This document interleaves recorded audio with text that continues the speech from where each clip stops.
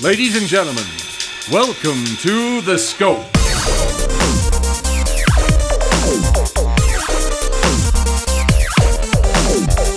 And now, here are your hosts, Jared, Adam, and Shane.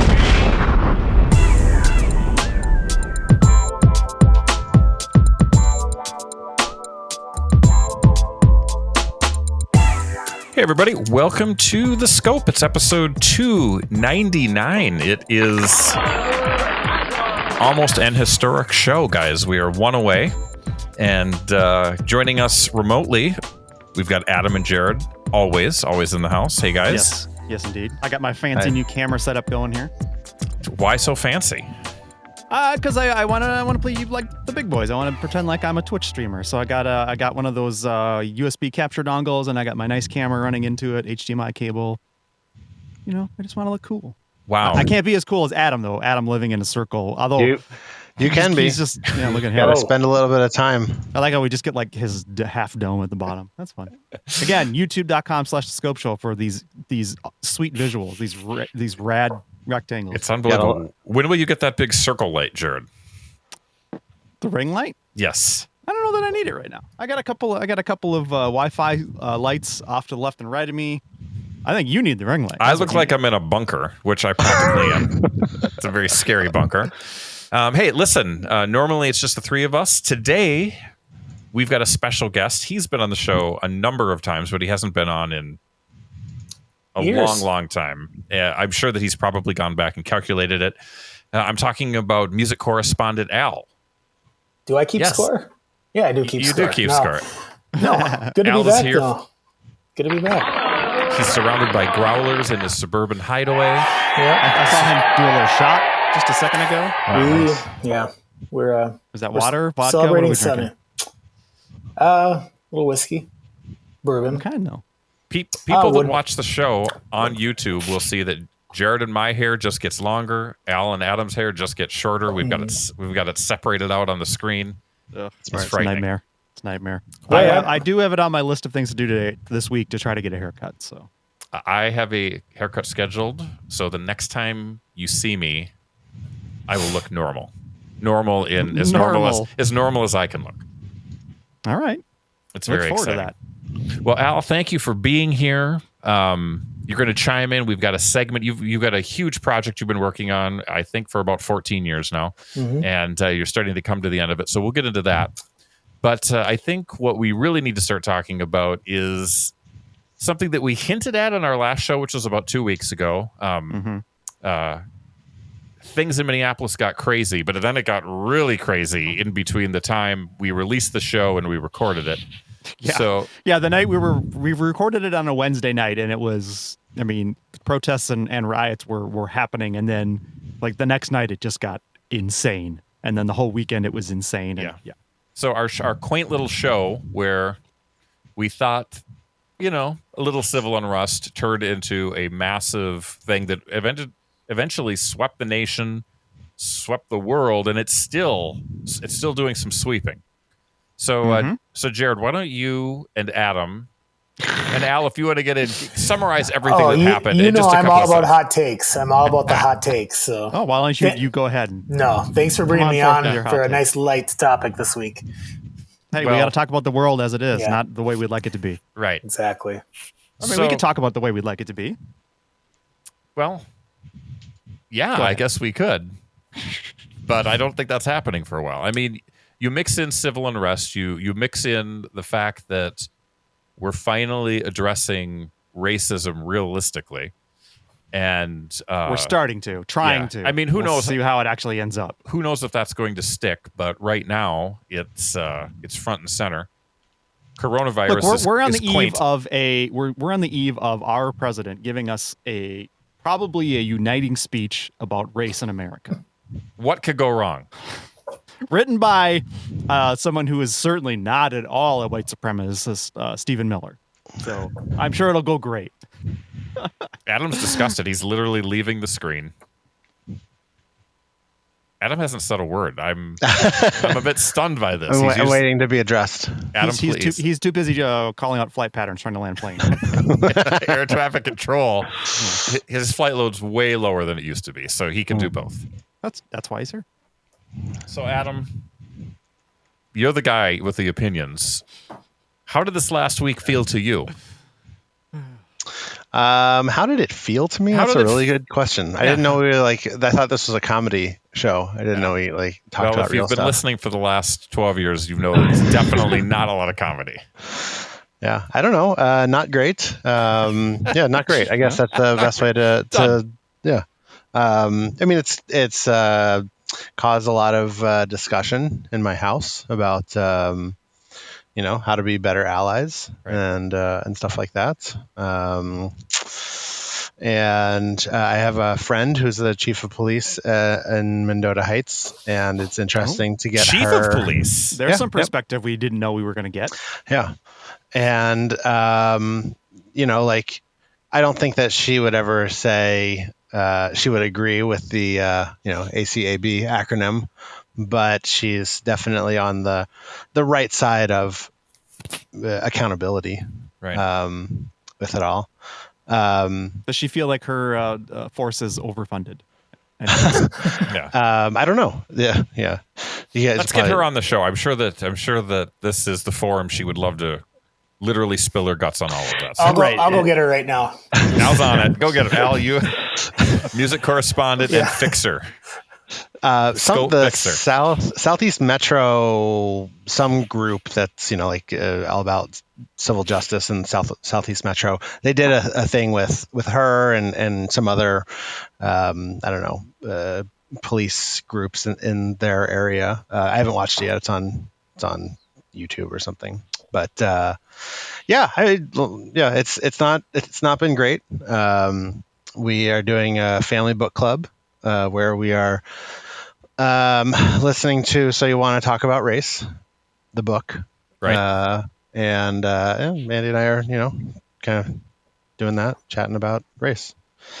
Well, I think there's no other podcast on planet Earth that's better equipped to talk about race than The Scope. I mean, we hit all four quadrants. Right. Yeah, just a big old rectangle of whiteness going on, and circles,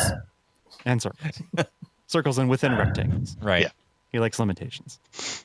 So some of the fallout that we're starting to see from the protests is how it reverberates. Please, the Antifa-backed protests. Thank you very much. I mean, let's clarify. You're starting to see not only repercussions in everyday society, but Hollywood's responding. People who have tweeted things that are questionable to downright racist are literally getting the axe. What? Like they're chopping them into pieces? What's going on? We're almost to that point. They're putting them in the guillotine of unemployment. Yeah. I mean, it's interesting because I was right before we started recording. I was thinking about Roseanne Barr and how a year ago, she was sort of this outlier with some of she was like the first or one of the first people to get hammered and eventually lose her job and her career. Wait. That wasn't 5 years ago? No, it was like a year and a half ago. God. And so much has happened. Well, wait, it was before the Connors were on the air. So no, it was there. A joke. Right, yeah. Right, but no, I legitimately am trying to remember how long ago. Maybe it was 2 years ago. But it was a while ago. It wasn't that long ago, yeah. Yeah, and now you think about how there was controversy behind that. But now it is, I think that there's really nowhere to hide for people that have used social media and other platforms to put out their opinions. I mean, it's coming for you. And I guess the question is, is that the new norm or will there be pushback from the right or from people that don't think it's fair or the combination of the two? I don't know. I feel like you're already seeing pushback from the right, of course. Yeah. Sorry, I don't know. Taking notes. Yeah. They're pushing back. They're part of the problem. I don't want to say problem, but one of the marketing challenges of this movement is the whole defund the police movement. It's a tough phrase from a PR standpoint. I get the meaning. I understand what they're trying to accomplish, but it definitely triggers people in a way that makes them think that means they're just going to get rid of the police force entirely. And maybe in some cases that's warranted. I mean, we don't know yet. I mean, there are some communities out there that probably don't even need police. They can handle it themselves, or they can handle it through other sorts of social services. But there's just a marketing problem with that phrase. It's too easy to attack from the right. So I don't know how you solve that. I mean, I think that phrase is pretty much, it's that horse has left the barn, and I think that people are running with it. And there's a certain segment of people who are like, fuck you, I'm definitely about this. I don't care about the PR spin. You're just going to have to deal with me. And that's fair. I mean, if that's the stance you want to take, then understand the challenges you're up against. I think it's too tricky from a terminology standpoint from the right to attack. And I also think it's too, trying to think of the best word, it's too difficult for lack of a better word, for the idiots to understand, the people who aren't going to put in the time to understand what defund the police means. And I think that's only going to make, I think we're going to lose our allies. I think it's going to only have more combatants. No major Democratic officials or politicians who are at the top of the food chain. So I'm looking at Biden and Pelosi. No one will come out in support of that terminology. That phrase. They may say, the police need they have overreach and they need to be completely reimagined. But you will not hear defund the police, I support it from key Democratic figures. The mayor wouldn't even say it. So, and he seems to be an ally. They will stand. Talk about that mayor. I don't know about that mayor. Minneapolis, what did you do? I just he was a rough one to watch during this whole crisis when it was going down. Like, green. Seem to know. Well, he was a little green. He just didn't seem to be up to the challenge. The governor was stressed at times, but I still think he kind of weathered it and kept himself in check and was more about getting out good information and trying to calm people whose nerves were completely frayed. The mayor of Minneapolis didn't have anything to say that was useful until maybe 3 or 4 days in, and then he started to sort of moderate and figure out how to communicate better. But that was rough for a few days there. It's a very difficult situation to be in. I'm not making excuses for anyone, but when your city, large metro population, is in a state which you really couldn't imagine, you might plan for it to a certain degree, but to really see that come to fruition, I think that would be hard for anyone. A young buck like that, it may he was be out of his depth. Yeah, maybe a little more difficult, but and someone who's in all likelihood using the mayor of Minneapolis as a stepping stone, or wanted to. Who knows? Who knows what his odds are of? What did he want to go on to? Like Senate type stuff? I mean, I think people have been jokingly referring to him as Carcetti for a long time because he kind of looks like him, and he's an out of towner, right? He has lived here for the last 10 years, but he's from where I'm from. Well, that's a big strike. Yeah, exactly. He's one of my people, and I think he graduated the same year I graduated. So it could have been me. I could be the mayor right now. Instead, you sunk all your effort into podcasting and X-Wing miniatures. Yeah. You can't, I just think there was a big contrast to be drawn between him and the mayor of St. Paul, Melvin Carter, who was just much more composed and a much better communicator throughout the entirety of this then you look at process. all the other cities that are having issues, like the mayor of Atlanta, handled it incredibly well. I think you could probably look at it and see a Mayor lot de Blasio, not so much. Right. You could probably point to a lot of black leaders, political leaders, handling it, really well. Also, it's a situation that's been on top of their mind for a long, long time. So having the opportunity and venue to actually speak to it is good and important. I mean, I've been amazed, like we talk about, I agree, the terminology defund the police is not great, and just like with anything else, someone will probably come up with a better spin on it that hopefully is worthwhile. But they're gonna have to repaint the streets, though. Yeah, DC is fine. Well, I mean, the other nice thing about this, even though this probably won't really trigger it is there's been a lot of renewed talk about statehood for DC with all this. So that would be fun. I mean, if Trump does win another term, we have 4 more years of trolling him by painting phrases on streets in DC, which would be exciting. Right. I don't know what else we have to live for. That's a hell of a at that point. consolation, Adam. Yeah. I mean, it's which way do we want to go?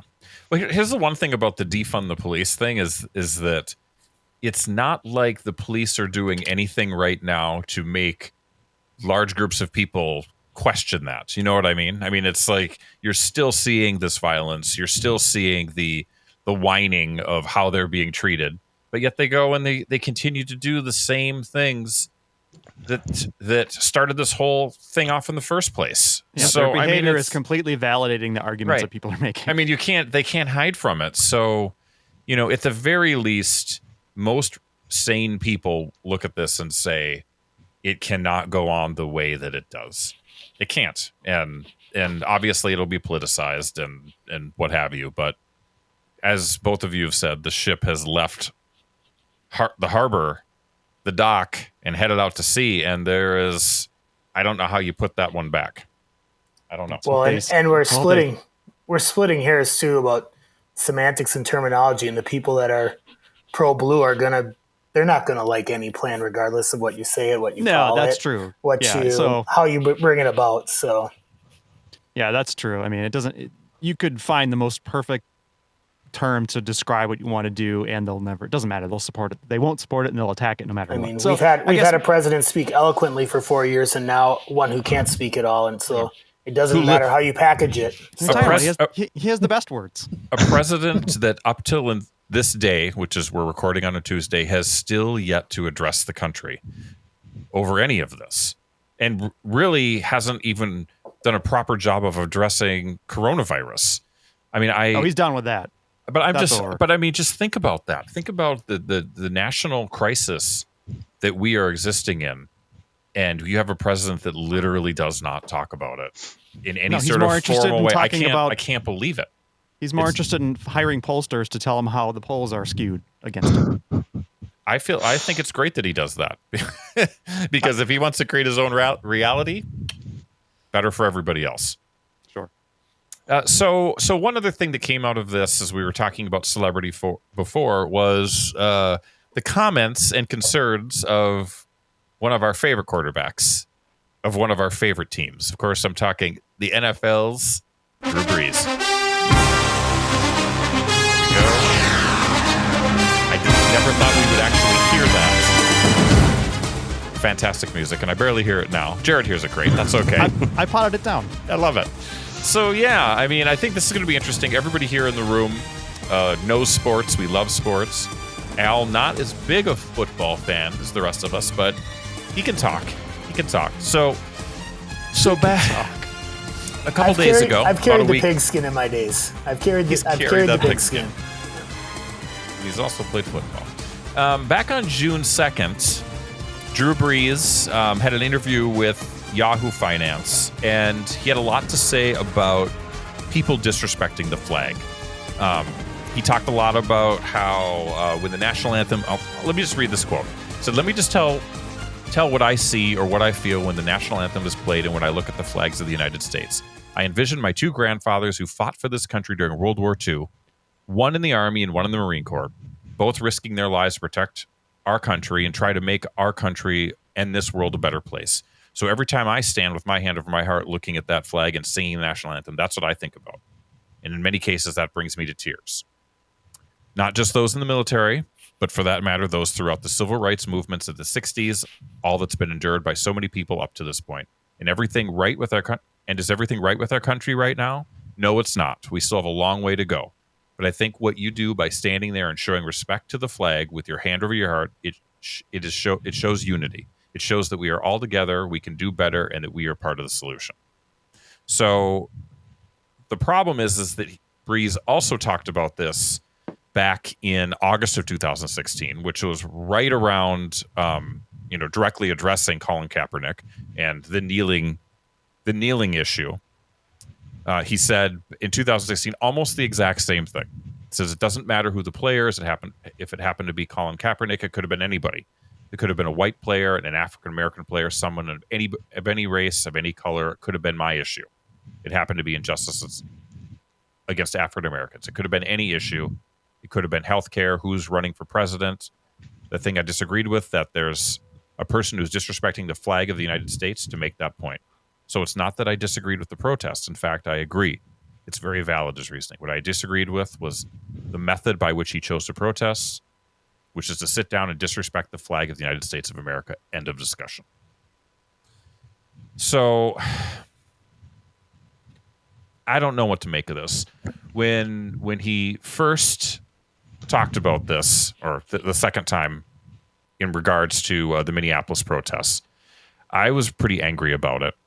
And it got a little worse in the following days because he released a statement just that same day the next day on June 3rd, where he said, "I love and respect my teammates, and I stand right there with them in regards to fighting for racial equality.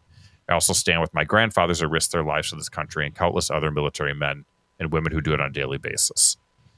The problem is that then all of his teammates pushed back. He had pushback from LeBron James about him being a bit tone deaf about what it means to disrespect something, to kneel for something, and what the actual cause was. It was never about military men. It was never about being disrespectful to the country. It was making a statement about how black people in America, minorities in America, are treated. And Colin Kaepernick was making a stand. So Drew did a couple of very public apologies, both sort of escalating his feelings day by day. And my initial thought was, he says something 4 years ago. He comes back and says essentially the same exact thing. And a day later, he figures it all out. Is that valid? Is it fair? Do people deserve that? Or do we have to raise an eyebrow and say he's saying this because he feels like he has to? I don't know. Right now, I'm a bit. He's doing damage control. The problem with this is the crux of the matter, is that those in the majority, those in a position of power, will always critique the method of protest. It doesn't matter. There's no way you can protest perfectly for people who want to tone police the protests. It just doesn't matter. So you do what you got to do. All right. You do whatever you got to do to start the conversation, to get people talking. People are going to push back, but whatever you choose to do is completely valid, because nobody got results by being polite and doing things the right way. Done. Show's over. No. I'm just saying. Yeah, you're right. I mean, he's doing what he has to do to fix whatever relationships he needs to have in order to play football and be successful. Well, right. Whether or not he actually believes what he's saying, I have no idea. Right. But And no one he's will, doing the right? damage control that he needs to do in order to get his team to support him, so they don't just let the defenders come in and destroy him on game day. It's the smallest start. I mean, if he doesn't say anything, he's going backward. So it's the smallest start, but it's not. He still has a lot of work to do. Right. Whether it's considered damage control, or actually, like I said, but people need to start doing it with actions and not just with words anymore. Yeah.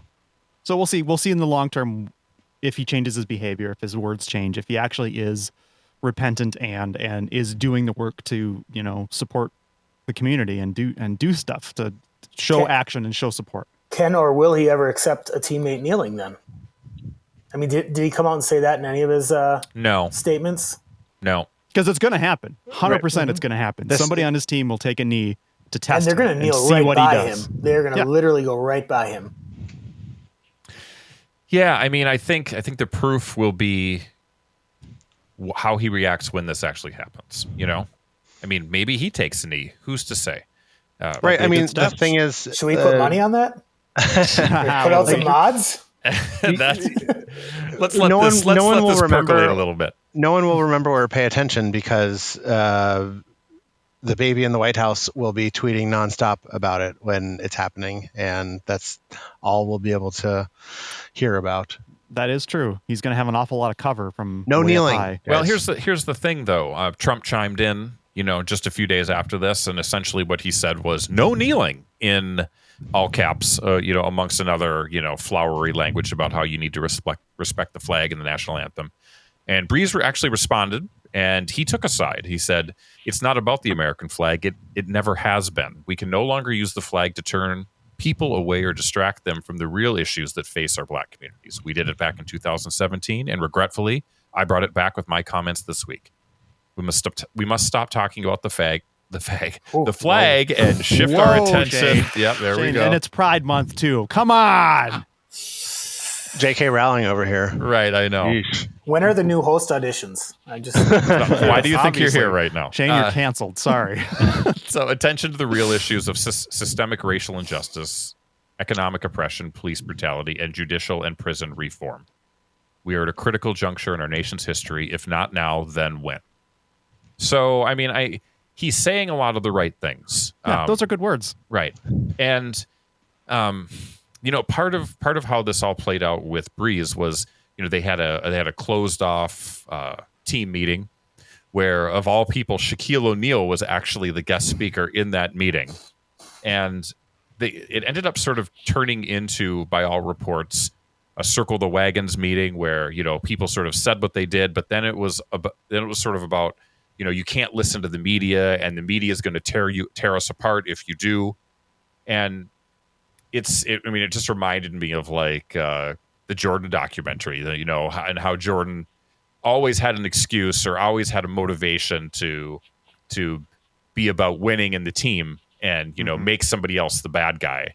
And that's sort of what I see. I mean, this is just a common refrain in football and any sport, really. You've got to be a team and bring it together. I guess I question a little bit making this whole concept of the words that Drew Brees said, and then he said them again, doubled down on them, and then only after being called out by his teammates and other players and other people in the NFL, he finally he figured it out.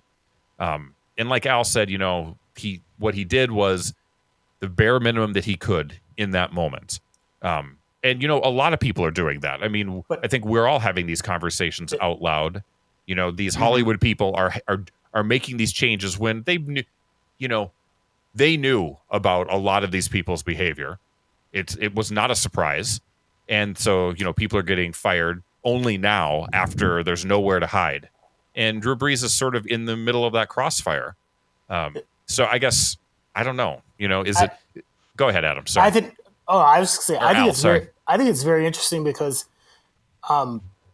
pro athletes and teams, probably similar to police forces, they don't ever attack teammates. No, I mean, you'll hear them attack a player who did something from another team, or they'll comment about it. But for the most part, they have each other's backs. I mean, it's never.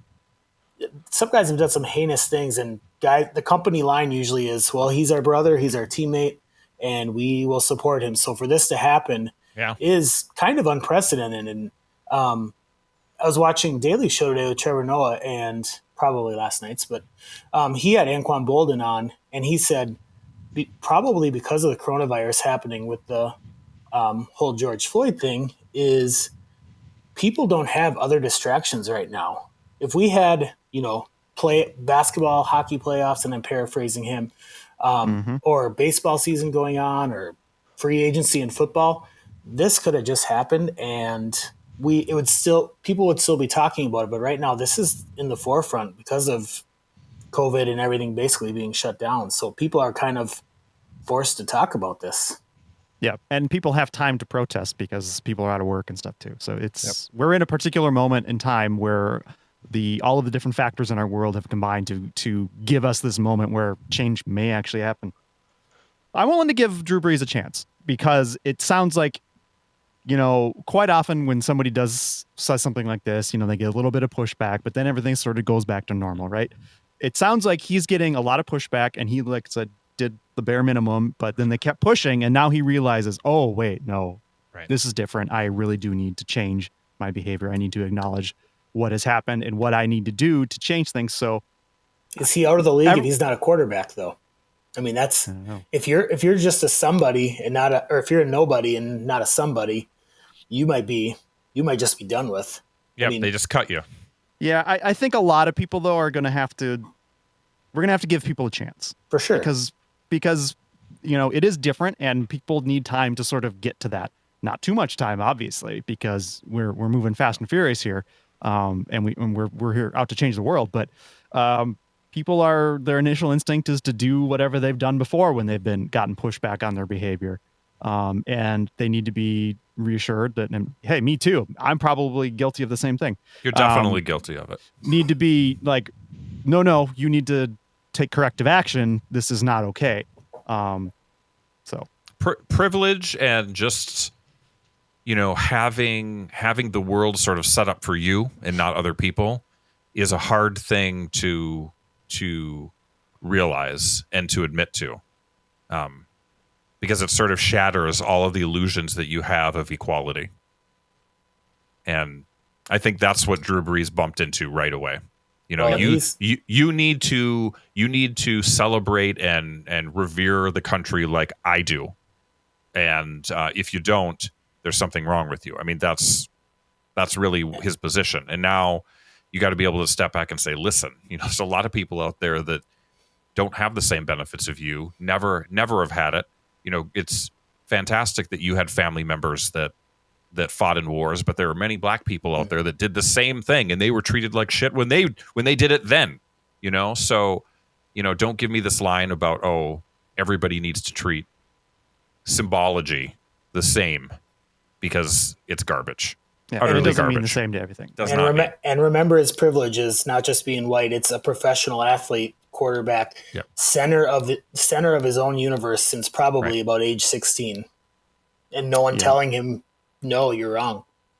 And listen, I have read many things about Drew Brees doing a lot of great stuff for the city of New Orleans. So it's not like he's just some a-hole that doesn't care about his community. He's had a lot of action there. But, I mean, even with that, you still have to understand how your words impact the people around you, especially in a city that has a high percentage of people of color that look up to him, and he's a huge symbol of positivity for them and for the entire city. So let's get it together, dude. Actions, not words. Spike Lee is willing to give him another chance. So yeah, and so am I. And so is Charles Barkley. Charles Barkley says it's overblown. Overblown. Guys, I think we solved racism today. We did. We're pretty good. We're pretty good for a pretty good crew. So now that we've got that out of the way, why don't we take a quick break, and we're going to be back with one of Al's most important undertakings of his life. His legacy, you might say. Look at him. He's got the Justin Bieber heart. So let's take a quick break. We'll be back with episode 299 with Jared, Adam, and Al right after this. What about Shane? Not me. Hey, everybody. You enjoying the show so far? I know we've talked about some very serious stuff, but guess what? It's not all serious. There are some fun and games to happen in the future. But if you don't support the show, it's not going to keep happening. So make sure you head over to patreon.com/thescopeshow, where you can pledge as little as $1 an episode. You can set a monthly cap, you can cancel anytime, but please get over there, help support creator-owned content, because, we got bills to pay. We've got bandwidth to host. Now we're paying for Zoom. We're paying for Zoom because we need these long recording sessions. So. Adam's got to buy a trapezoid shape to put his face in next week. That costs money, dude. Free, folks. That costs a lot of money. So yeah, patreon.com/thescopeshow for more information.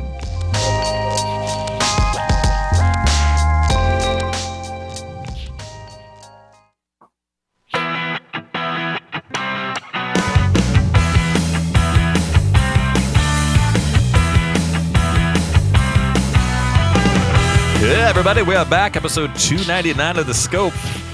We're getting deep into music. Radio type voices, yeah. Jared, Adam. Hey, welcome to Shaner and the Ween.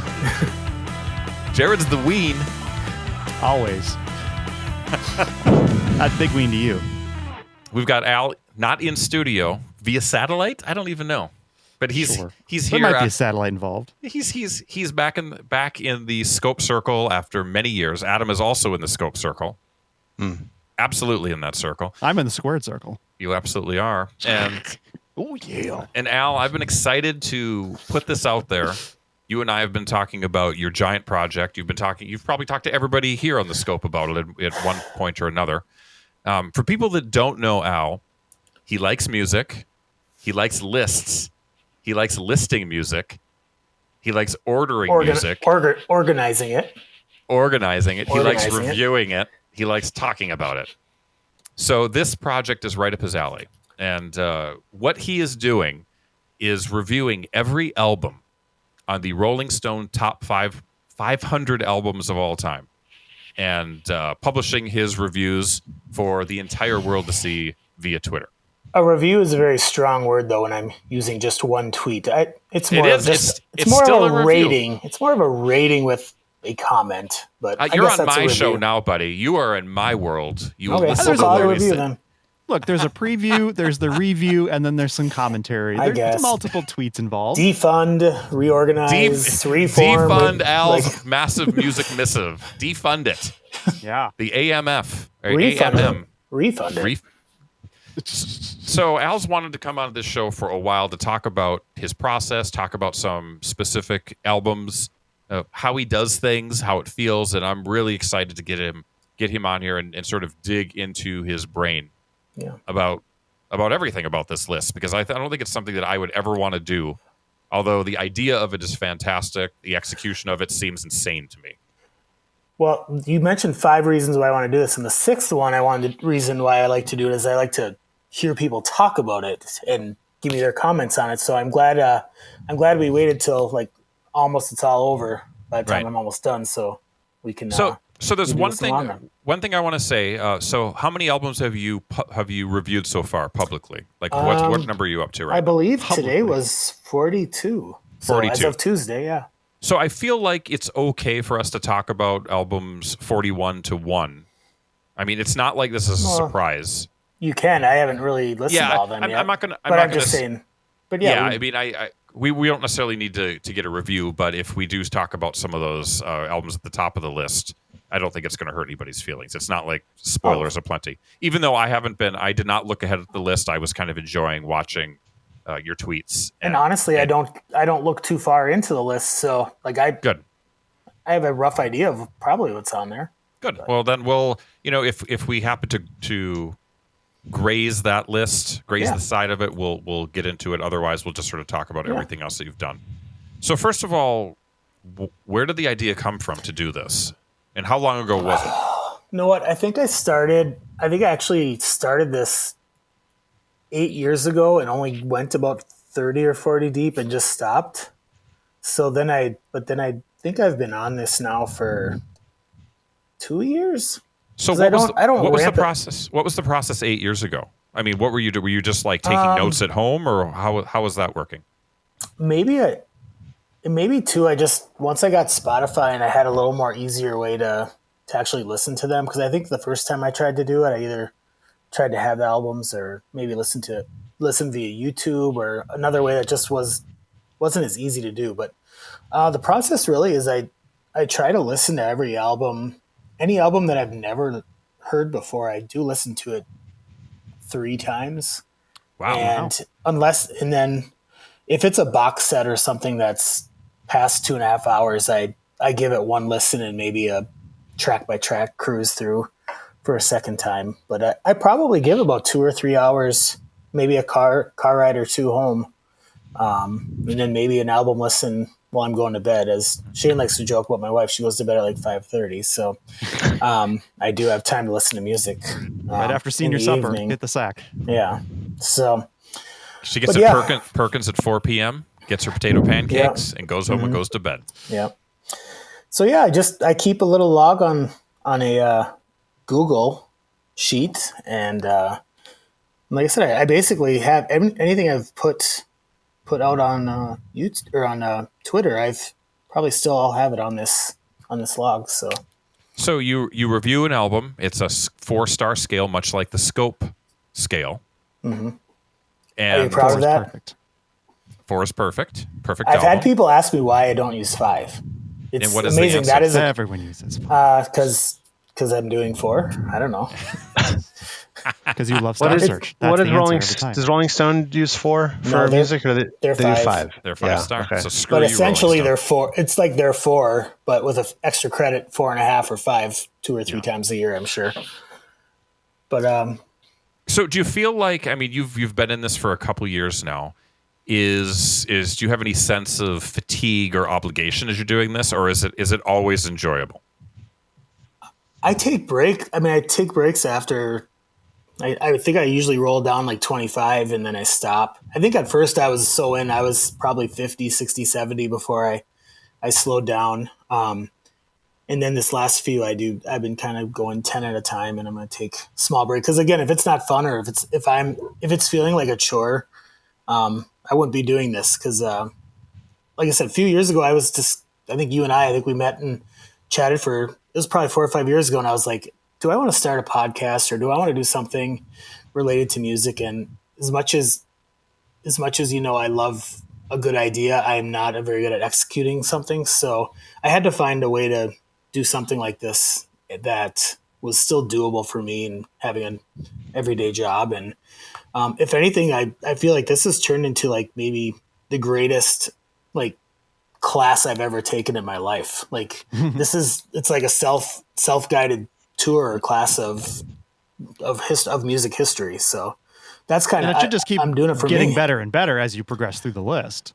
Ideally, if they- they've They do. You have good albums toward the 500, still great albums. You have clunkers there, but I do notice the consistency of getting an album that I really like just happens way more often now than at the beginning of the list.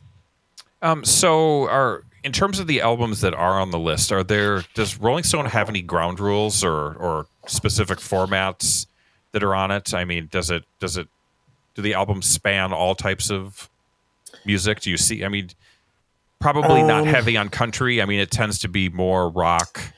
Any country would be old country. Yeah. Like No Kenny Chesney on this? like Loretta Lynn and stuff Right. like that. When Johnny- did the list Johnny come Cash. out? The reason I actually have to finish is the list I'm using is 2012, and that was adjusted from an original 2004. And I believe, obviously 8-year cycle. Someone actually tweeted at me and said, "You better get this done before the 2021 comes out." And It'll be a new list. Yeah. I think I took notice, but I think from 2004 to 2012, I don't think a new song even cracked like into the top 150 or so. Shane, we have little discussions just about music, and anytime there's a list and how, everything that came out in 1969 is way better than anything else that's ever been put out in the world. So yeah, we're done. The best music has been made already. yeah, Stop trying. so So how are you going to handle that list? Are you going to do an addendum where maybe you use some of the same tweets when you start from 500 and you just re-put it out, and if there's a new album you listen to it and insert it in there? I would venture to guess there isn't going to be more than 10 albums from 2012 to now on this list. Yeah. You're going to have to do something with that. There's what would be the opposite of recency bias? What would you call it? Legacy bias? Legacy bias. I don't know. That's a good word. But this list has flaws. I mean, So one of the things that you will mention in private to me, and I think also in your tweets, is the issue of compilations, which I agree with you 1,000,000%. Yeah. So give me your take on that and what Rolling Stone does and why are they doing that? well, I don't know. Like right now, I'm a little bit. I mean, I'm always a little bit ahead. I think I'm like 39 or 38. I'm listening to Muddy Waters anthology, and it just kind of frustrates me because it's like anybody's best 50 songs from, or even best 20 songs from a 20-year span should be better than one artist's output. Like in my opinion, it should just be an LP. This is music that I created at one moment of my life or a moments of time and decided to put it out. So I think they're out of 500. I bet you there's close to 30 compilations of some sort, or greatest hits, or even soundtracks. I never know what to think of if a soundtrack should be on, and some of them are very important. So do you think that the compilations are on this list solely because if you were to have a single album from some of these artists, it maybe doesn't make the list because it's not strong enough?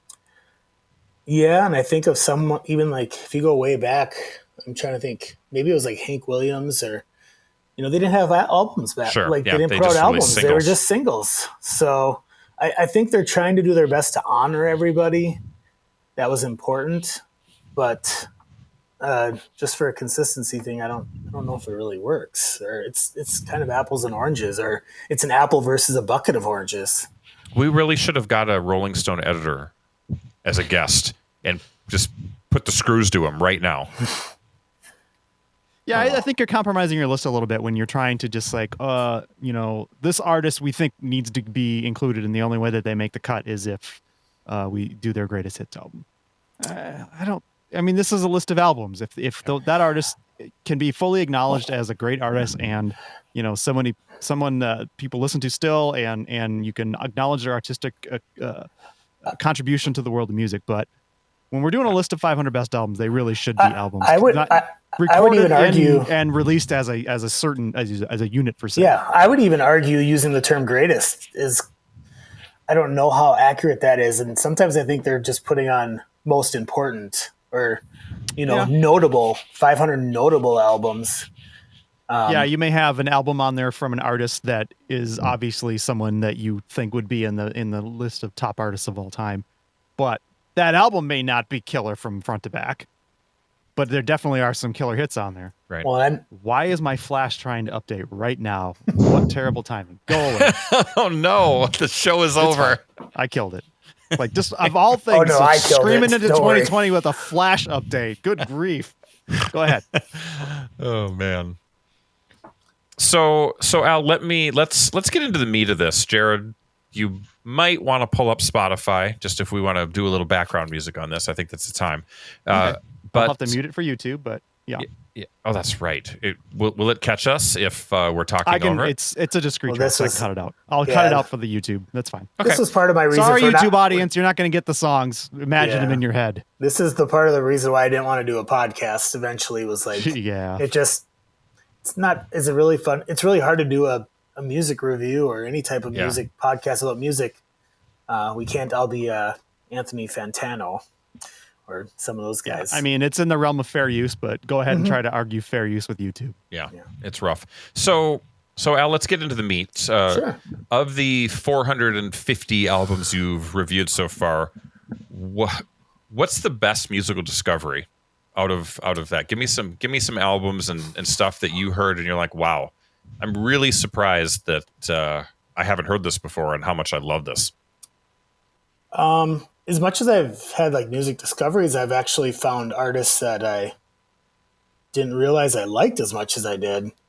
But I'll start with one. You just affirmed your good taste. Well, I knew I liked Paul Simon, and I thought in my head I was like, I like Paul Simon. And then every album I listened to, whether him and Garfunkel, I'm like, these are all brilliant. Like, so I'm like kind of like, I don't know. Sometimes even in regular, contemporary artists, you get to their fifth album, and you're like, oh yeah, I really like these guys, and you weren't like gaga over them.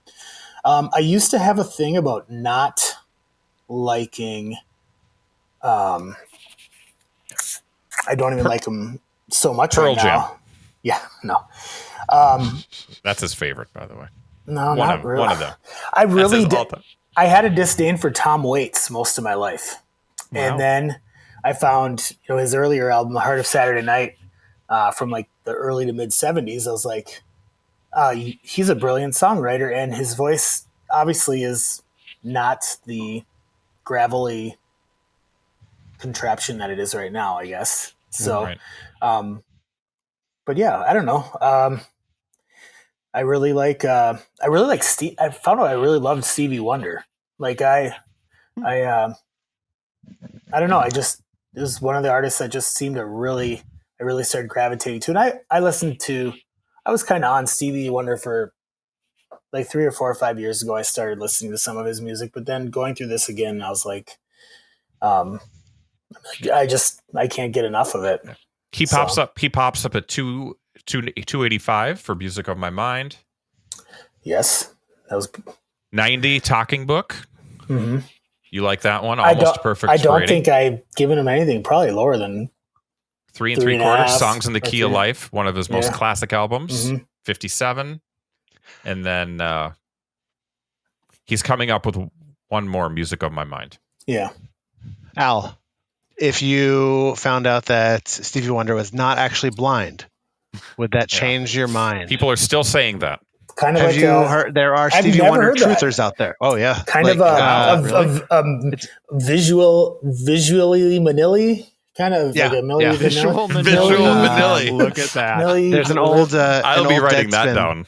Oh. There's an old Deadspin article where they kind of tongue in cheek talk about Stevie Wonder trutherisms, and there's a time where I think on MTV, Paul McCartney there's I don't know some super group thing. They're doing something. And anyway, Paul McCartney accidentally hits a microphone stand over, and Stevie Wonder catches it. Oh, really? We need to find that video. Oh yeah, The Jedi. He's Well, one with the Force, and the Force is with him. I don't think that changes my rating. I like to think I listen very singularly, and I try not to even, I do like to Wikipedia it up, and after I listen to it once, I like to see what is said about it. But I don't. My rating truly is in some type of semblance is how much do I want to listen to this again? That's kind of, if it's 4 stars, you can put it on whenever you want, and I'm fine with it.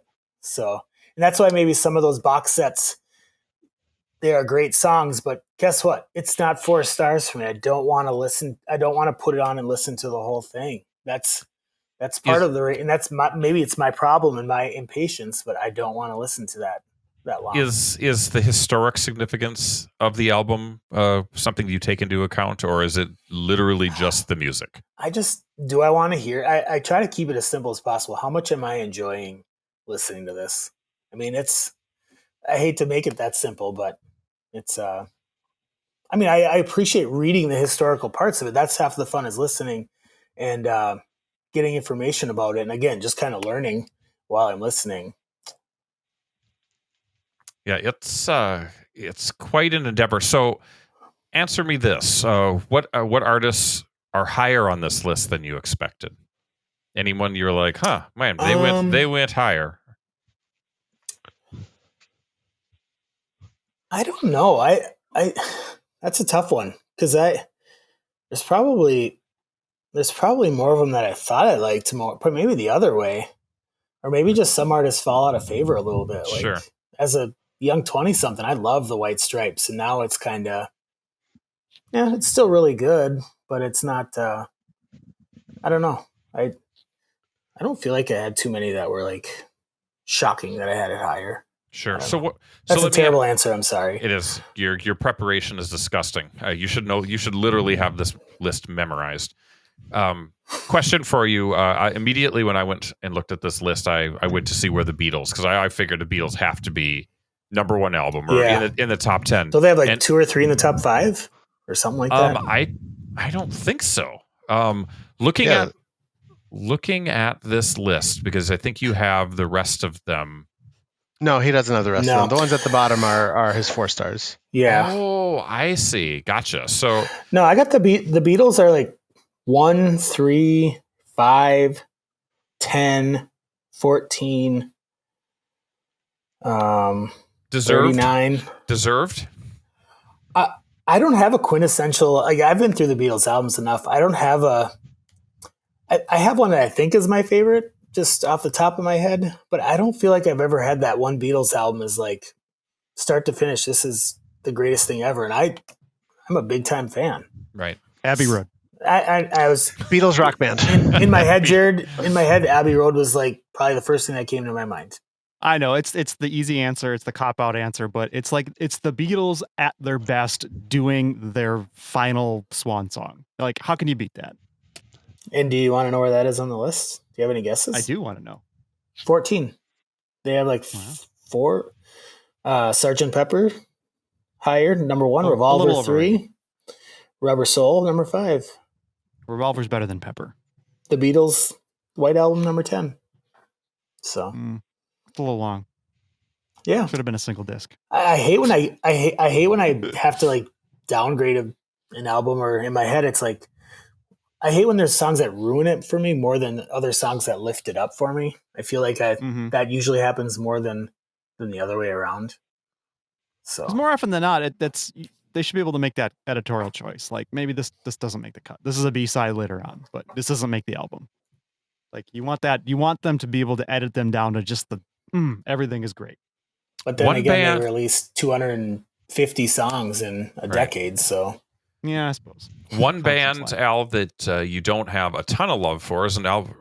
You just reviewed an album today of them. Yeah, today, The Doors. I don't get it. What is it about The Doors that does not tickle I don't your get fancy? it.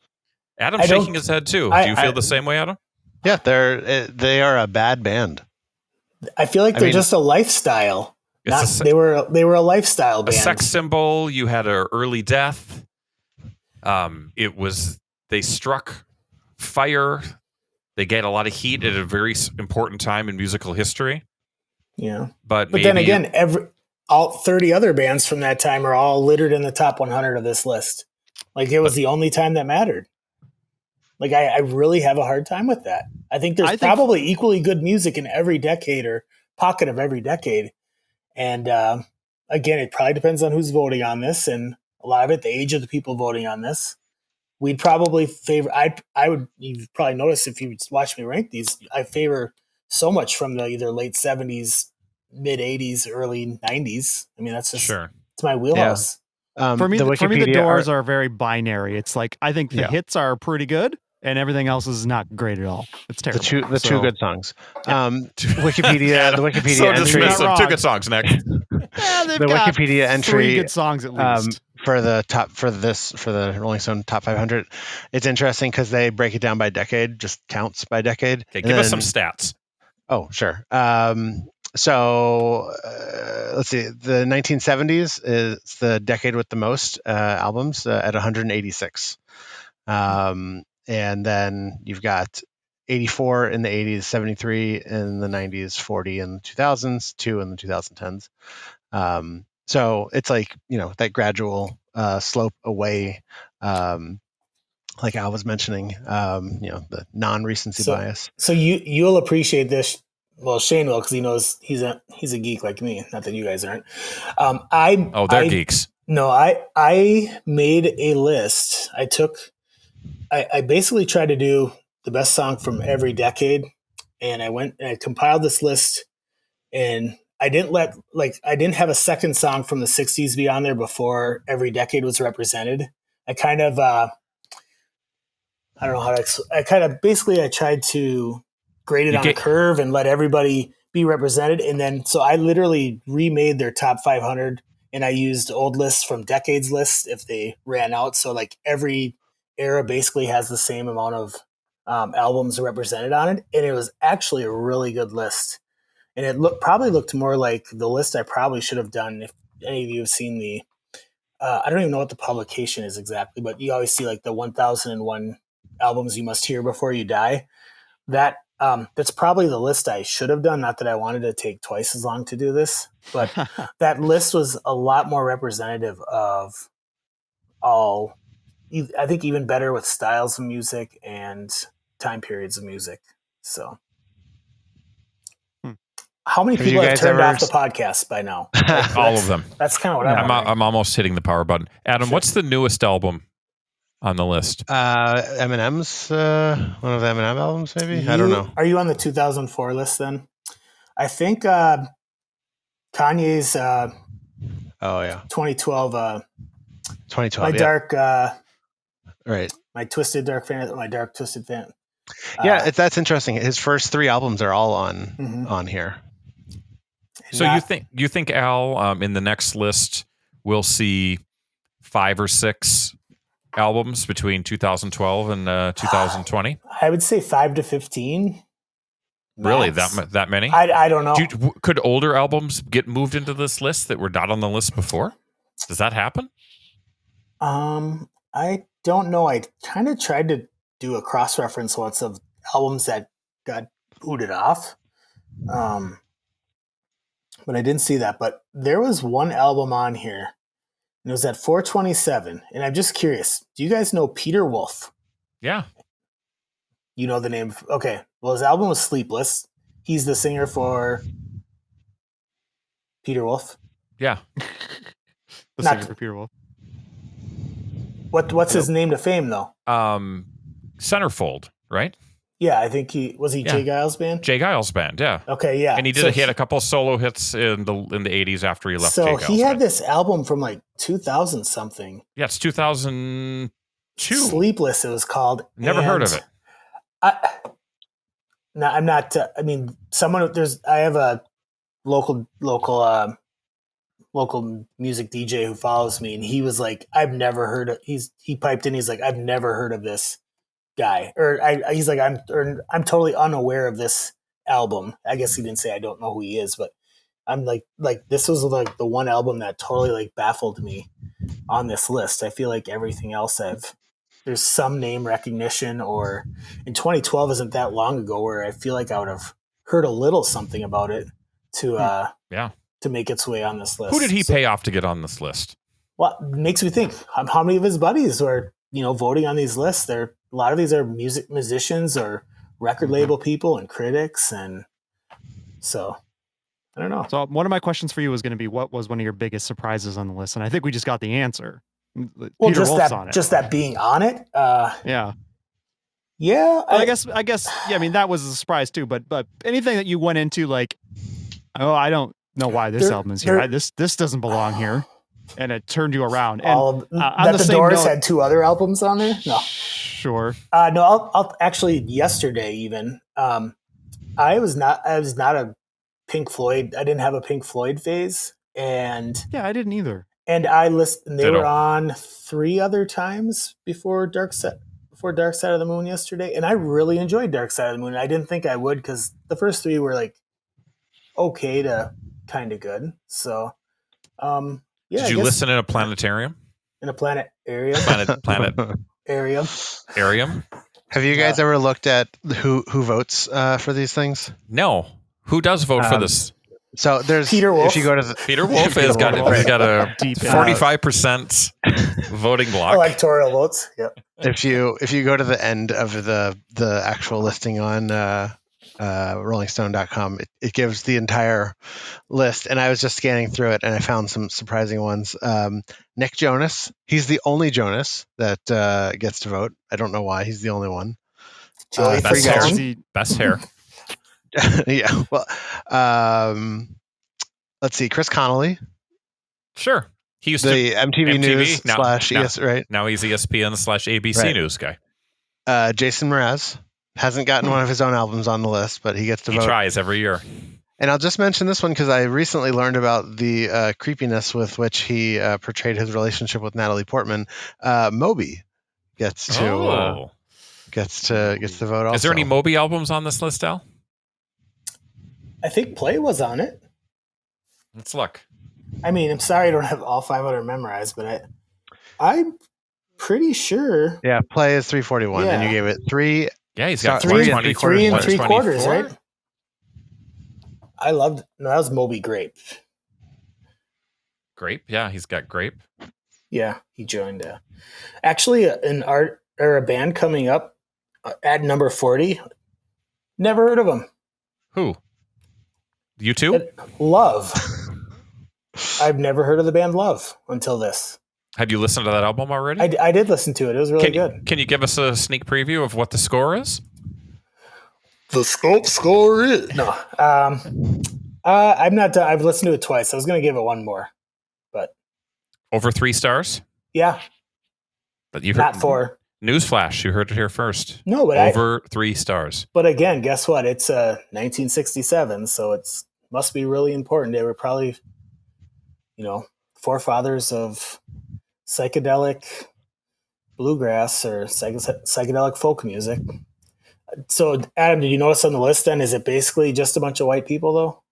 I mean, Oh yeah. the voting I'll say block? that the albums are, it's just a very, if we just did, or I just did Public Enemy, was just on at 40 something. If that's the greatest rap album of all time, and they're relegated to 40 something, and rap music is as popular as anything nowadays.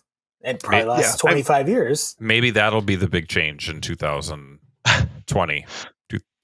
Right. Hip hop's just is starting to break through. So Yeah. there'll probably be some changes. I completely agree with your 4 stars on It Takes a Nation of Millions to Hold Us Back. That album just completely blew my mind as a teenager who was very much into hip hop at the time. I loved their first album, and then I heard this one, and I was just like, "What? This is what it can be? Holy shit!" Well, and I think that even, Bomb Squad production is just insane. Yeah, and I was kind of waiting for others to give me kind of the, well, of course now with everything happening, that's influencing your decision. I was like, I probably had reviewed that 3 weeks ago. Again, I'm sometimes 10 to 15 albums ahead of where I'm actually posting. Or someone one time, I think I put out my first tweet of the day usually is just kind of setting it up, and I talk about my familiarity, and someone said, "I'm really curious to hear this." And I kind of tweeted back. I was like, "Well, what do you think of it?" He said, "Oh, I don't want to influence you." I was like, "Dude, this has been in my drafts for like 5 days now. It's kind of I'm running an empire, a publishing empire. Yeah. We've got deadlines. We're ahead of the game." So, Which decade do you feel the least connected to? anything before 1960. And actually, I'm really enjoying some of the Muddy Waters songs I'm listening to.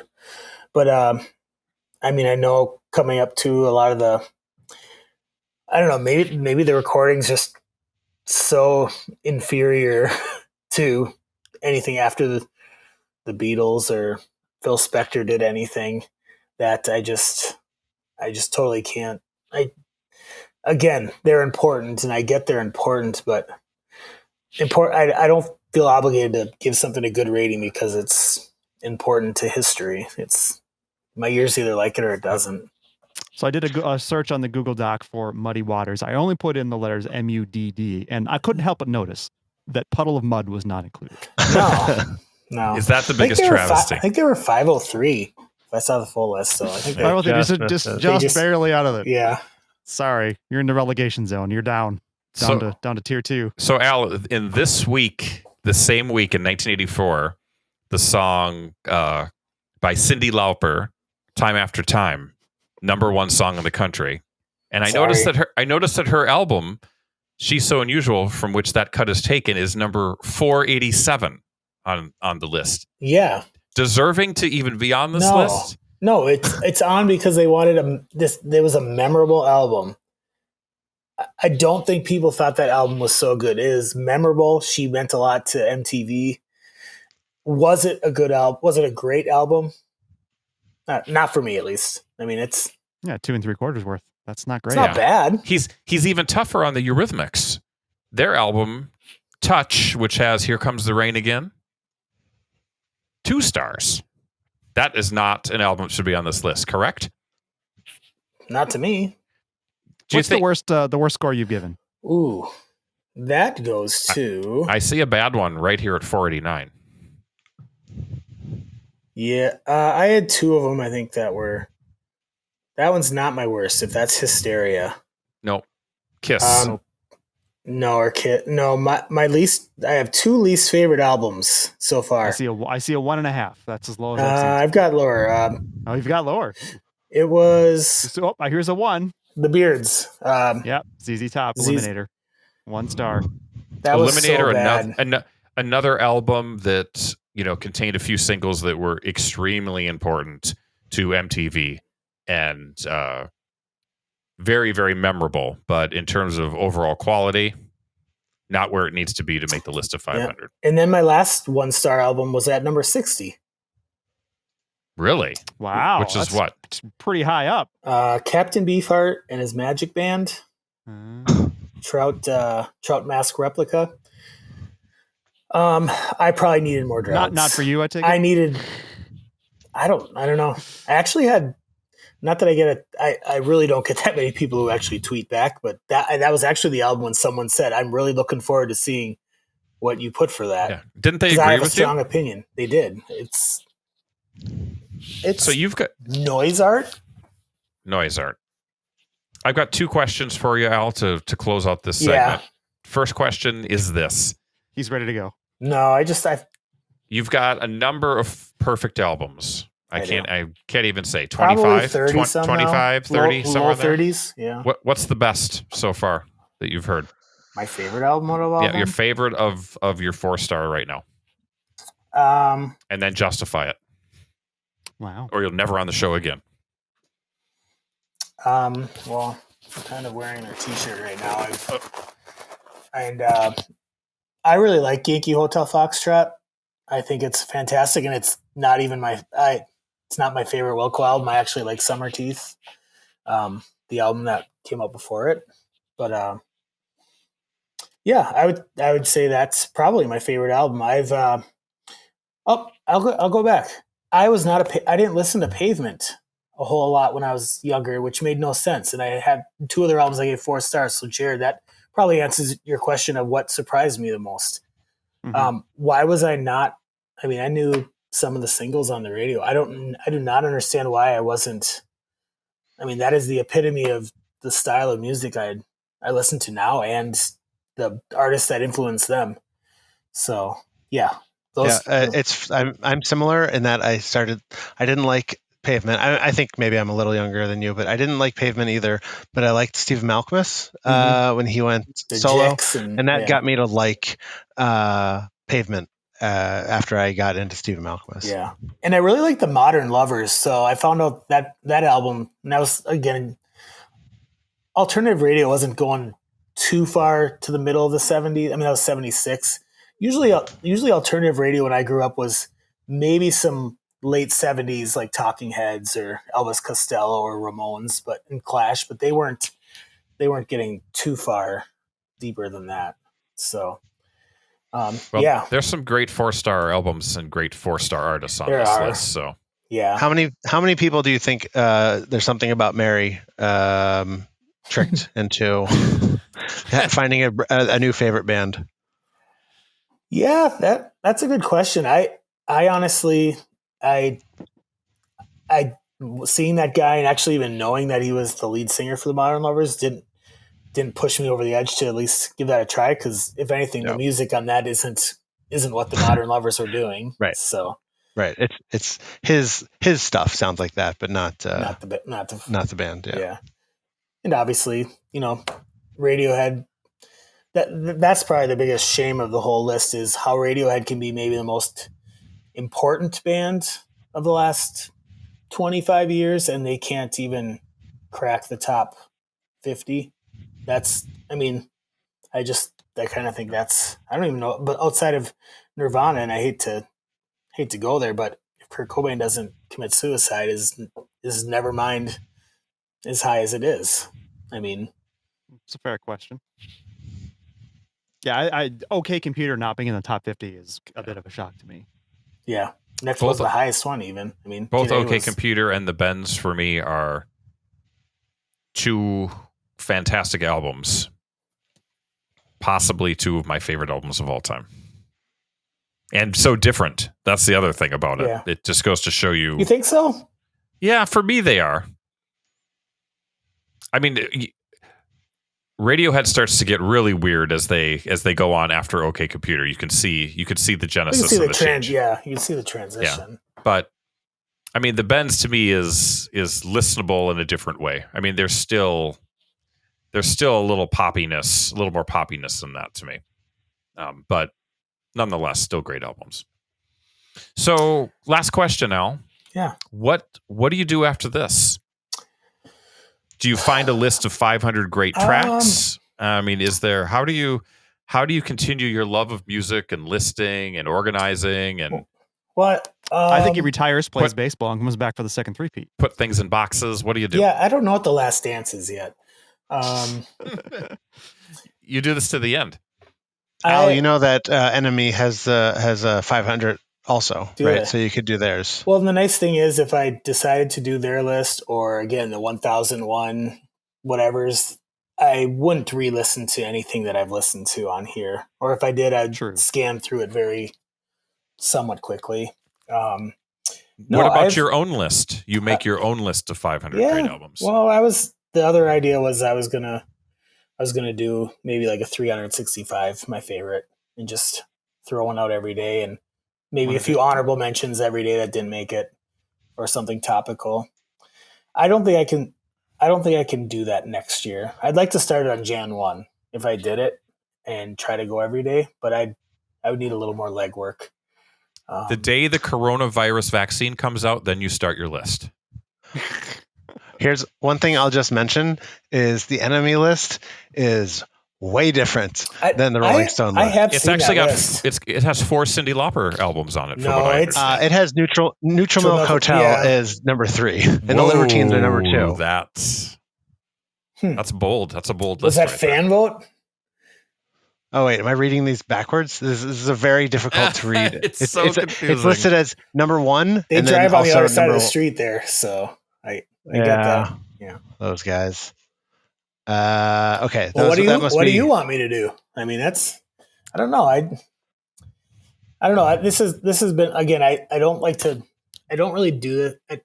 I don't do this for other people. I really do this as just a way to log it for myself. And this has been very fulfilling. I was hoping, I would hope more people wanted to maybe join along, and I didn't get that. And that, again, I didn't do it for anyone else, but I was hoping to just get a little more interaction, or maybe this plays off better on Reddit, or maybe it plays off better on a forum where Jared's I don't know.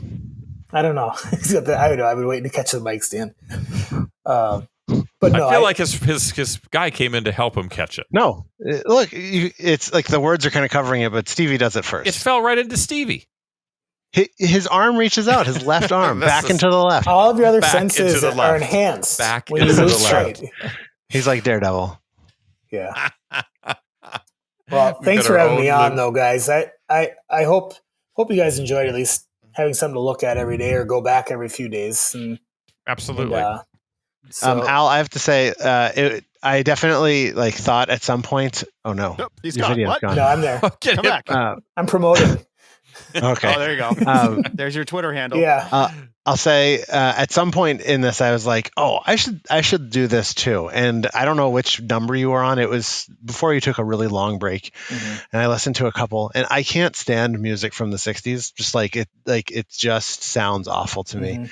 And I went and I started looking through. Okay, how many '60s and '70s albums? And yeah, there's too many. And so when you said that you listened to most of them 3 times, that's just there's no way I could A, listen, and then B, want to ever write more than, I guess one tweet is probably all you need anyway. I couldn't have done this when I was 30. I couldn't have done this when I was 25. I know you guys made a funny joke about girlfriends on one of your previous episodes, how you gave it 0 stars. I think one of the last episode 128. No, no, I'm saying you brought it up though. And,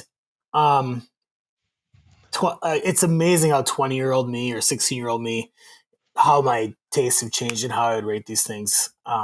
It's so different. Yeah. I think even just perspective, or even just being a little more grown up about current events and understanding the world right now, or even listening through ears of someone else a little bit. Just, I don't know. It's taking you so long that you just need to get to the end and then go back to the beginning and start over again. And not look at my previous ratings and see if I rate anything the same. No. We've talked about this before, but back when Al and I were much younger, we put together a bunch of CDs called The Ultimate. It's kind of cringy. And if you go back and you look at the music that's on there, I mean, it just shows just such a small worldview that it would be incredibly different now. We'd probably have maybe a couple songs that would show up, but realistically, large chunks of that would just be out the window. You asked me when I was over celebrating birthdays this weekend about being a radio DJ, and you asked me if I still have some of those tapes, and He'll be playing for our next show, everyone. yeah, no, but the thing is, I was not embarrassed by talking or how I sounded. I was more just embarrassed about some of the music that I thought people really needed to hear. And Time After Time by Cyndi Lauper. Cyndi Lauper. It's a good song. I'd play that. Is I'd play now that when song. we can give our biggest disagreements with Yes, Al? I want to hear them. Do this, and then We're gonna hit 2 hours on We've this show. got to I'm wrap sorry, this I- up, everyone. We've I got try- to I wrap tried this to- up. No. Adam okay. this is patented Adam right here. There's only one Joy Division album on this this list, and so you gave Closer 2.25 stars. Yeah. And that seems wrong to me. And it's funny because But you also gave they influence every artist that I really like a ton. yeah. I mean, I'll accept it. I'll allow Yeah. it. Well, it just Also, goes you to gave show. The I'm not- Chronic 2.5. Yeah. Yeah. Didn't Harsh. do it for me. You're saying it doesn't Okay. hold up. I'm going to share something. This is just for you guys, I guess, if no one's watching. But oh shoot, share. This is my rankings that I did once. Can you guys see that? Or is it- This is insane. Al, how come you and Adam are not best friends? I stopped doing the. So I went and I went and did just Weezer albums. This was a long time ago. You can see when There's I been a stopped. few more since then. Yes. You see why I stopped. I only gave songs one. No. There are 3-star ones also. My ranking is always 1, 3, and 5. But you can see what started happening to Weezer in my mind.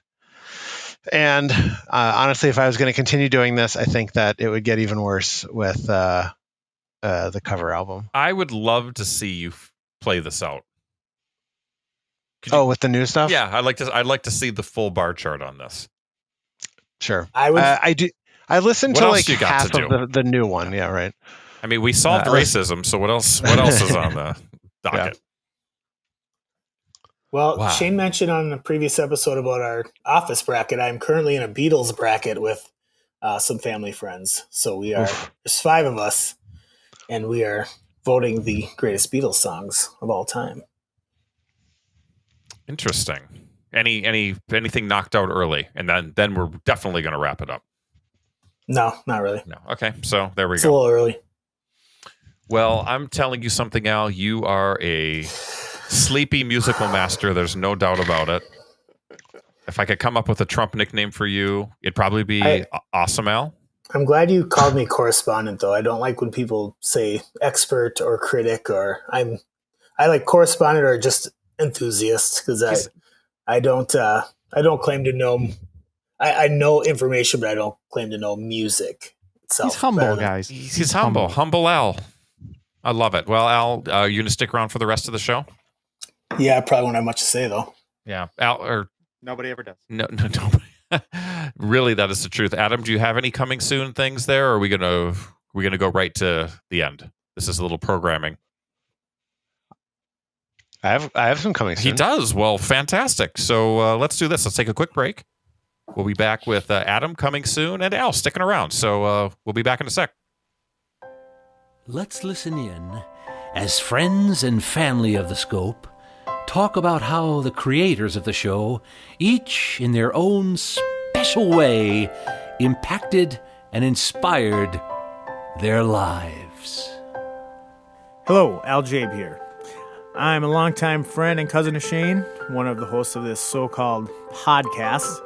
The two of us have vacationed together, celebrated together at my bachelor party, and I'm even the guardian of his child. In fact, we're such good buddies that when Shane was putting this mess of a show together, he was smart enough to ask his friends for help. Except the one guy who's actually had real radio show experience, me. I mean, come on. People actually listened to me on the airwaves. I had an audience, experience, and a clue, unlike these morons. So good luck, nerds. Have a blast chatting about computerized games, slide rules, and not kissing girls. Oh, by the way, you're listening to The Scope. What a bunch of... Thanks for sharing. If you'd like to tell the world how the scope has changed your life for the better, send your audio comments to comments@thescopeshow.com. Now, back to The Scope.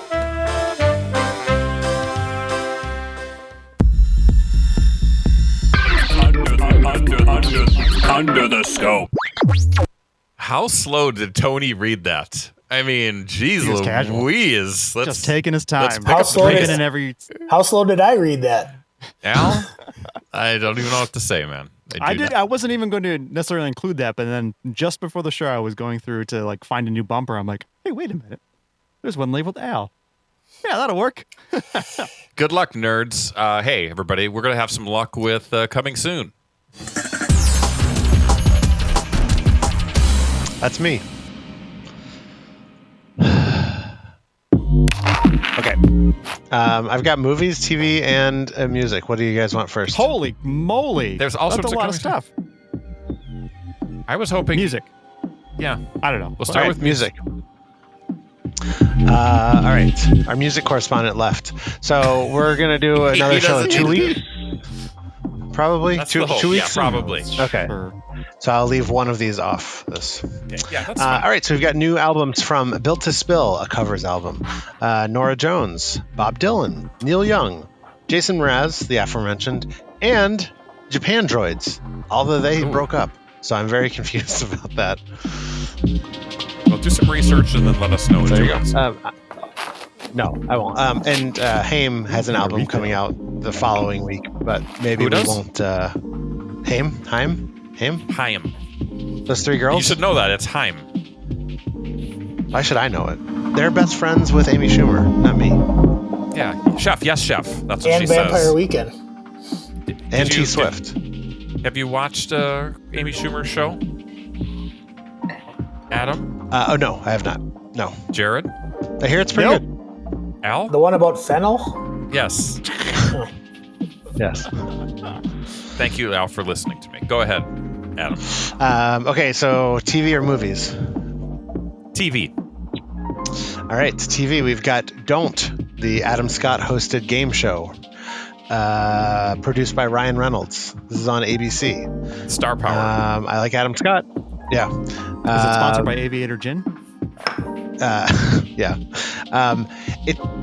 The preview made it look like Double Dare, but it's for adults and no trivia.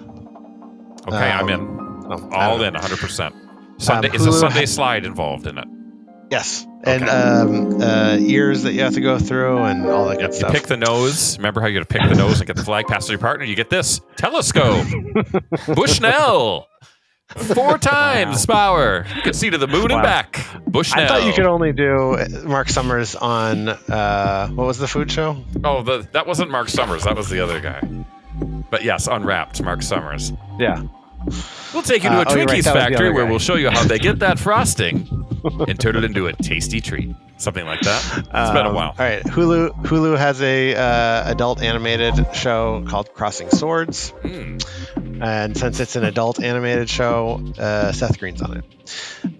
Wait, is it for adults or animated by adults?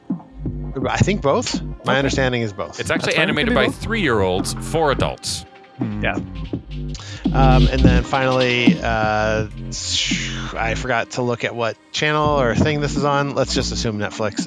Love Victor, which is a TV series set in the same world as the 2018 film Love, Simon. Shane, have you been watching Titan games? Did you get on board on that game? For a hot minute in the first season, and then I was out. That's a bummer. Do you watch Season it? 2 has been on, and they've sort of jiggered the format a little bit. Yeah, they're not outside anymore. They're like in an American Gladiators type studio. Well, they were always inside. No, they have it. They were in an open like stadium. No, Guys they were don't always fight. inside. It's the same, but they've changed the format. Now they have like East, West, and Central divisions, and they've got like Titans that they like the competitors battle it out to see who will actually go to Mount Olympus and battle the reigning Titan. Is Zap there? There's no Zap. Do they Turbo? shoot tennis balls? Yeah, they should. No, they don't. There's none of that. Okay. Lace then I'm has out. to be there. The Titan Lace. Laser. What about I think they've Malibu? Remember with his lovely golden locks? He has to be Wolf. there. Wolf. Anyway, Love Victor is on Hulu. That is There you Hulu, not Netflix. Hulu. No, but I'm enjoying season 2. I think they've tweaked the format enough to make it a little more interesting. So I hear that they have like different divisions now, like yeah, north, they east, have west. East, West, and Central. We just wrapped up the Central Division. Yeah. The wild card? So a tweaked format. Adam? Hello? Oh, sorry. Back to me. Great. Finally, we've got movies. I know my leg's being pulled. We couldn't have done that back when Tony was doing that read. We've gotten so sophisticated at this point. All right, real quick. Spike Lee has a new movie coming out called The Five Bloods. It's about 4 black Vietnam vets returning to Vietnam. I don't know. There you go. Well, is that digital only? It is on Netflix. It is produced by Netflix. So it was always intended, I think, to be a thing. Cool. Next up is Disney Plus's Artemis Fowl, Oh, yes. the science fantasy adventure film based on the 2001 novel by the same name. How convenient. Directed by Kenneth Branagh. I'll carry us through till And July 3rd. finally, video on demand. This one was supposed to be a wide release. This is The King of Staten Island, directed by Judd Apatow, screenplay by Apatow and Pete Davidson, starring Pete Davidson. Pete Davidson's dad died in 9/11. Did you guys know this? I did know that. New to me. This is a He was a firefighter, I believe. Yes, he's a firefighter. So this movie is semi-autobiographical. It's about Pete, or Scott, who Wink. lives with his mom. Yeah. His mom starts to move on, dates another fireman, and Scott/Pete Davidson is not okay with it. Can I just say that I don't get Pete Davidson? I'm not a huge fan of Really? him. I think that SNL would be just fine without him. But I feel like this could be the movie that changes my opinion on him. John Mulaney loves him. Okay. Yeah, I know. That's the weird thing. Like, all these people love him, and I've always felt like his contributions to SNL have been minimal at best. They go to Steely Dan concerts together. But Pete Davidson's contributions to the show are weird because they're almost exclusively Pete Davidson. yeah. Like that's his character is himself, So is which Kyle is sort Mooney. of unique. Yeah. Kyle And Mooney's kind of that way, though. Yeah, I guess. I still like Except Kyle he way actually puts better. thought and effort into his videos. Right. He just doesn't do a monologue. Wow. Yeah. Right. And Kyle Mooney has that weird movie under his belt with the teddy bear? It's a stuffed Yeah. bear or something like that. it's Yeah. like Bixby Bear or something Wow. like that. Bixby Bear. There you go. Yeah. Well, I was that really is- hoping the Artemis show was going to be a spin-off from Always Sunny in Philadelphia's character, Artemis. The other But, Artemis. Yeah. It's not. Bummer. Did you guys watch Bigsby. the last episode of Mythic Quest, the special one they did? No. Are you guys watching Mythic Quest? No. Okay. No, They- is they it did good? a- Because I've been Yeah. curious to check it out. It's real good. I like it a lot. That's Apple TV, right? That's where they Yeah. make a video game or whatever. Good cast in that one, too. It's basically It's Always Sunny, but the early It's Always Sunny, so it's like they weren't the worst human beings around yet. Semi. They'll get horrible. there. They'll get there. Yeah. Anything else on your list, Adam? That's it. That is it. Well, fantastic. It's good to see that the world is picking up steam and new things are coming out. Is it? The that good? one thing I've read is that if you like animated programs, none of them have been stopped. There's been no slowdown from animation. So come the fall and whatever they have planned, that stuff will be out on time. So your list is going to be nothing but Family Guy and Bob's Burgers, Adam. No, the only animation I watch now are the porn, the Marge fucking Homer things on Pornhub. Well, that's a Finally get regular down to it. That's a regular Simpsons episode now. They've done everything else. Whoa.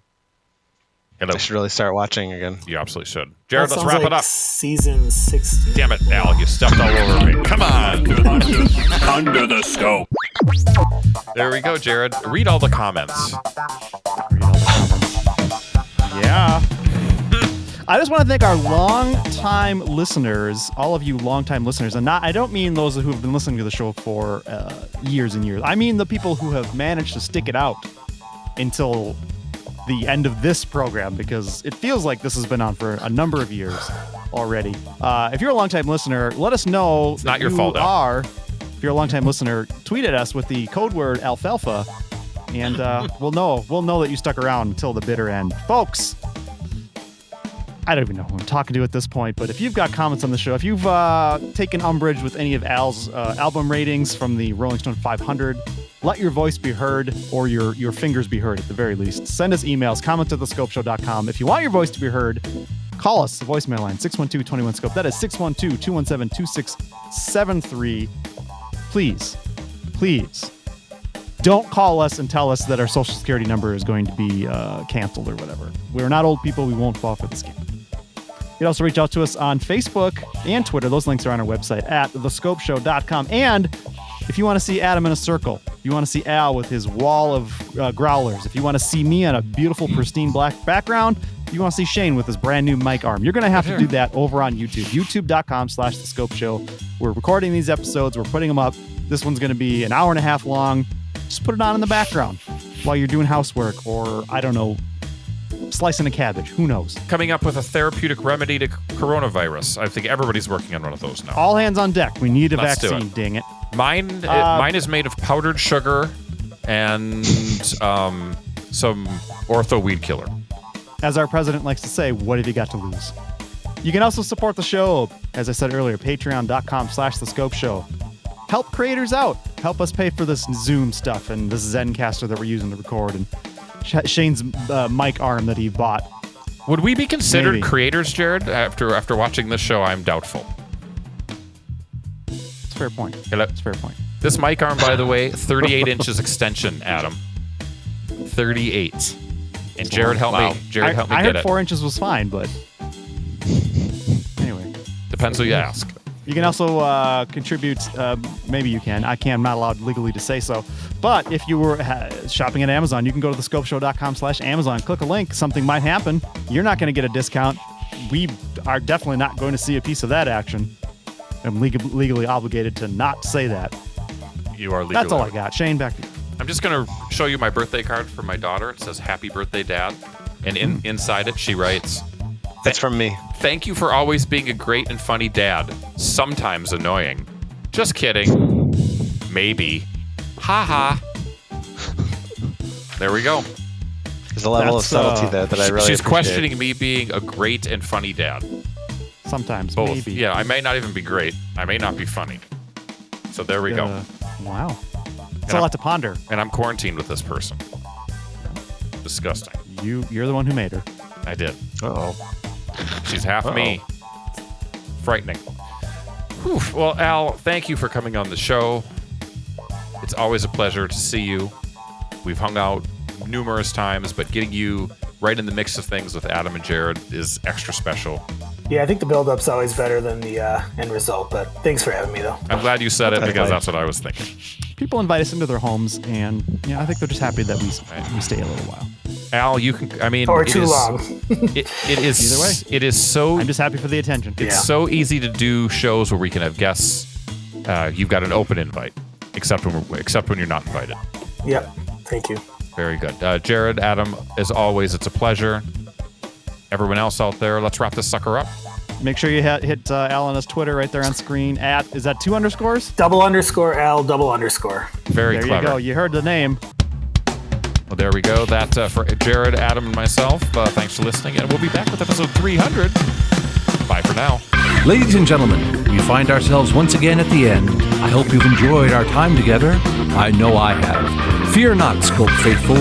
Days shall pass as if they were but a moment, and Jared, Adam, and Shane will return with another thrilling episode. Until then, send your comments to comments@thescopeshow.com or leave a voicemail message by dialing 612-21-SCOPE. That's 612-217-2673. Thanks for listening, faithful fans. This is Tony Partington saying, hasta luego. Tune in next time to another terrific edition of The Scope.